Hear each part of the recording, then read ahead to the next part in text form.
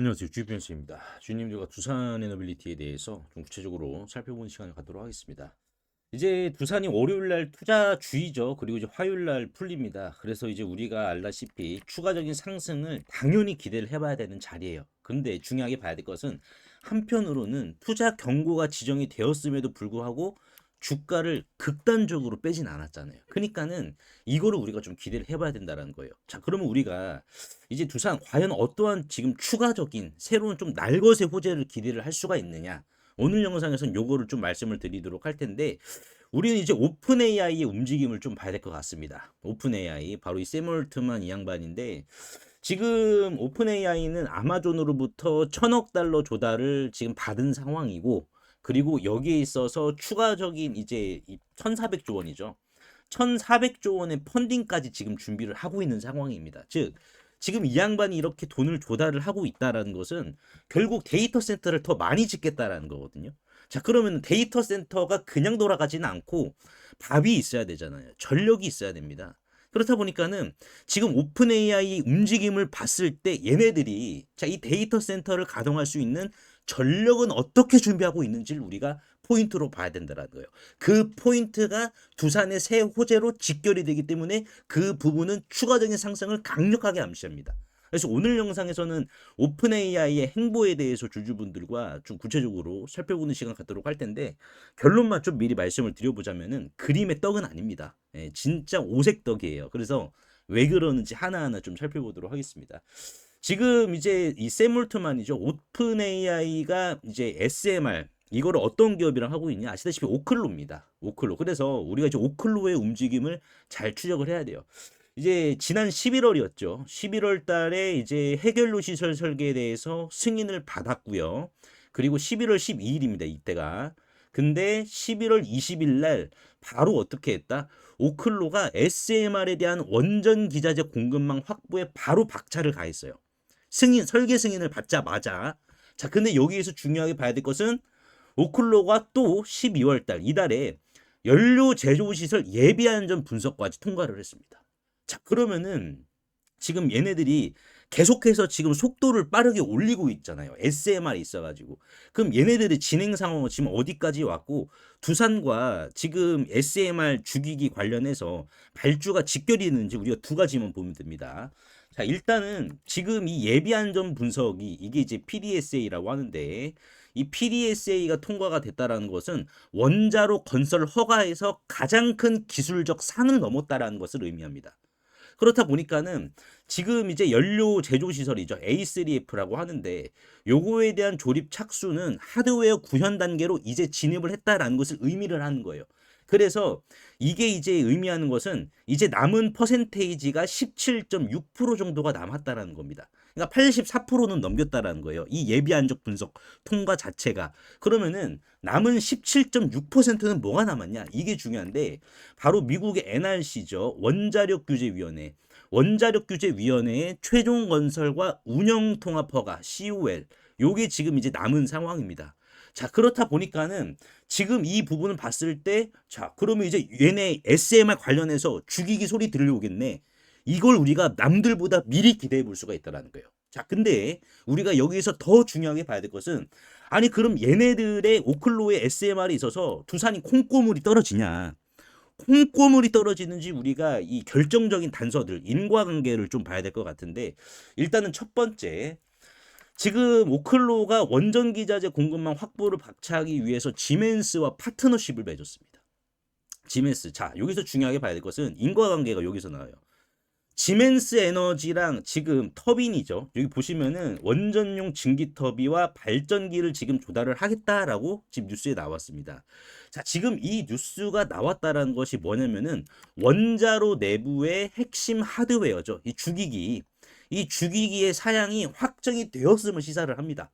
왜냐면은 지금 지멘스의 터빈 같은 경우에는 오클로의 원자로에서 나올 정확한 압력에 맞춰서 이 압력에 맞춰서 이 터빈을 깎는단 말이에요.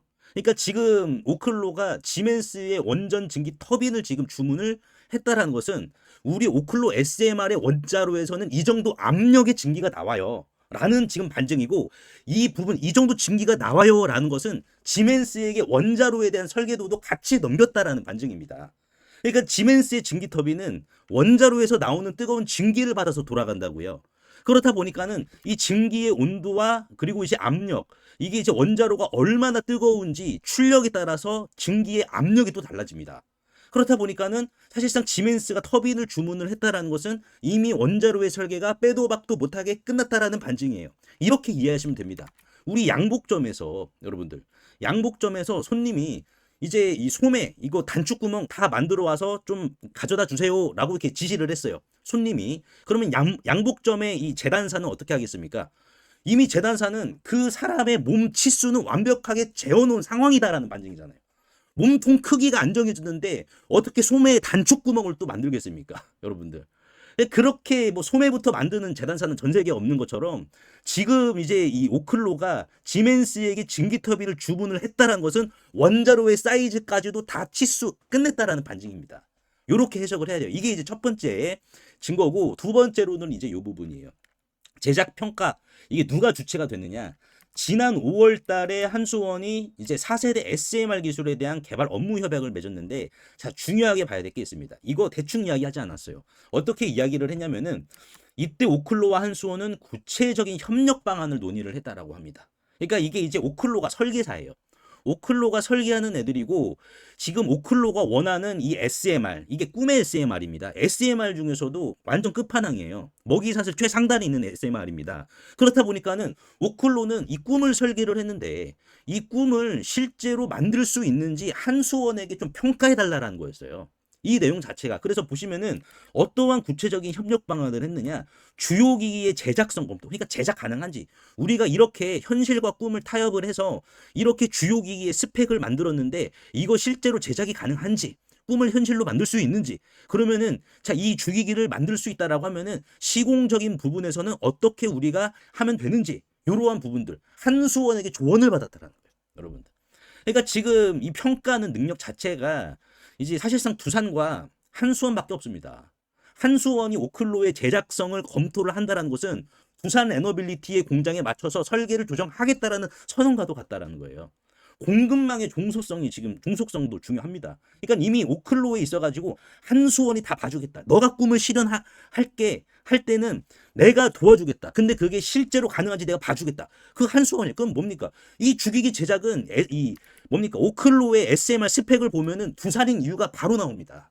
여러분들. 왜냐면은 기존 경수로 3세대와 4세대 고속로 SFR의 물리적 지표를 우리가 좀 비교해 보면은 이게 이제 오클로 거예요. 오클로 게 이제 나트륨입니다. 나트륨 원전이에요. 그래서 사실상 끓는 점이 800도 이상입니다. 굉장히 뜨거워요. 굉장히 뜨겁습니다. 근데 이게 왜 꿈의 SMR이냐면은 이제 이 핵폐기물이죠. 이게 4세대 고속로인데 버려지는 이 핵폐기물들을 다시 이걸 연료로 또 사용을 해요. 연료로. 그래서 70% 정도의 핵폐기물을 줄여줍니다. 줄여줘요. 그래서 사실상 지금 800도, 이게 이제 굉장히 뜨거운 거잖아요.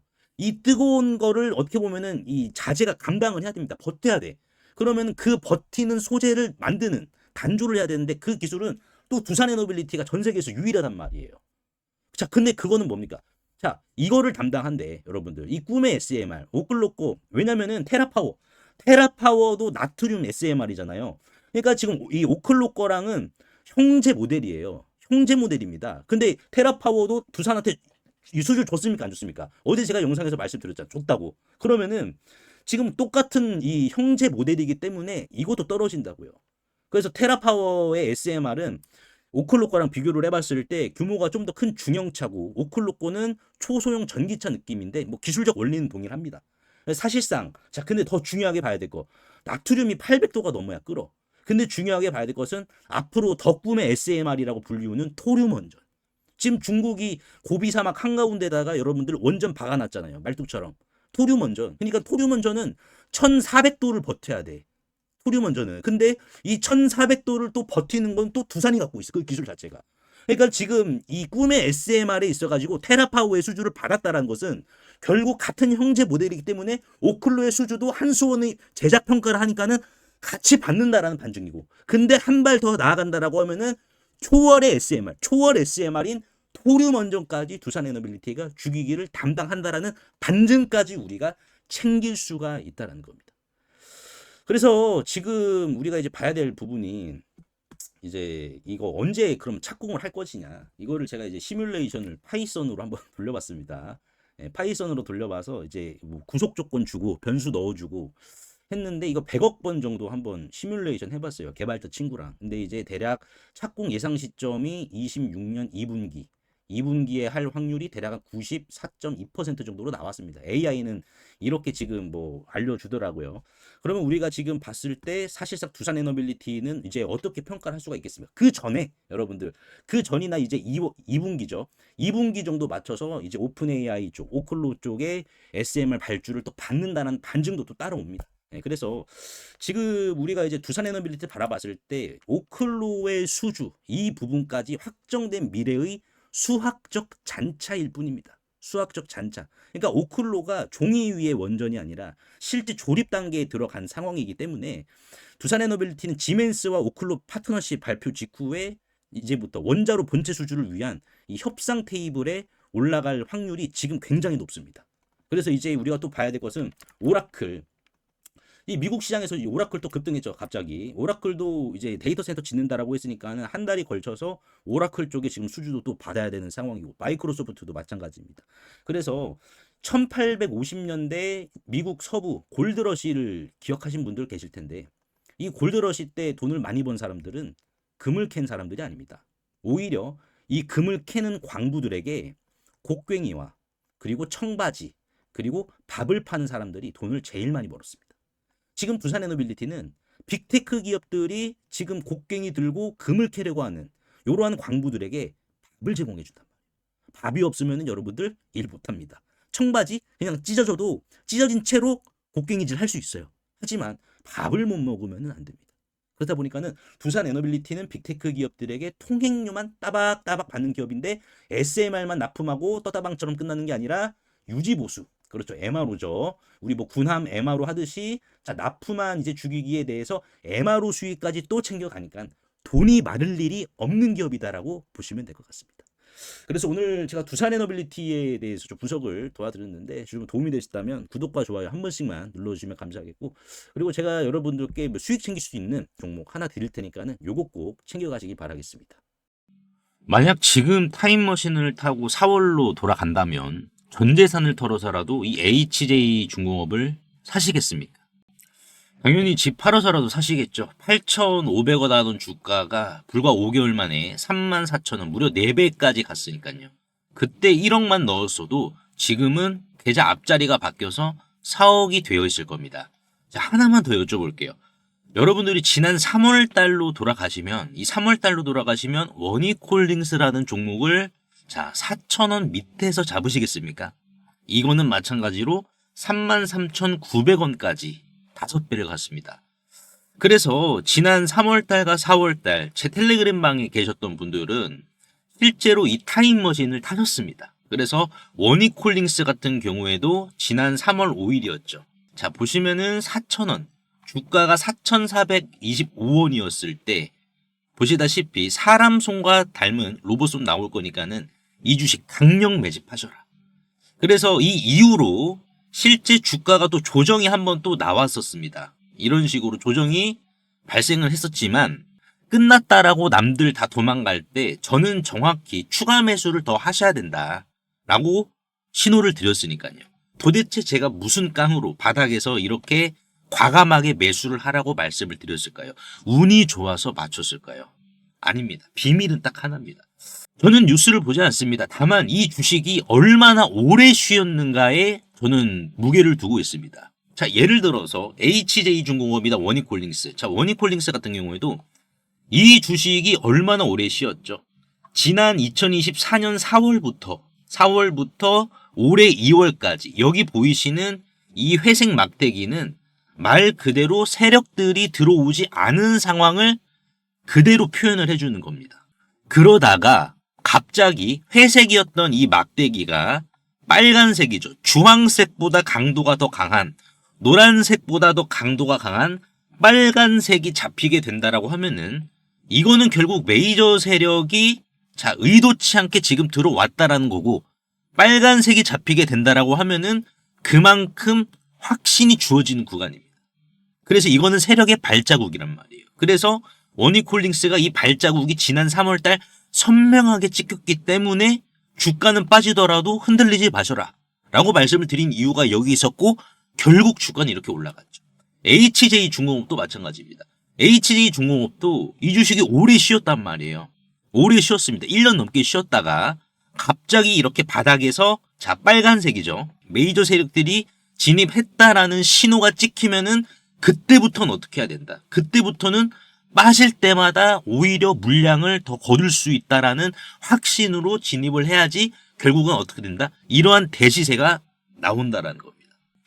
그래서 남들 공포에 떨 때 저는 텔레그램 방에서 답안지 드리듯이 이런 식으로 이제 지난 4월 달이었죠. 지난 4월 달에도 HJ중공업 답안지 보듯이 이렇게 제가 매수 신호를 드린 겁니다. HJ중공업도 8,500원 넉넉히 본다라는 관점으로 진입하시길 바란다.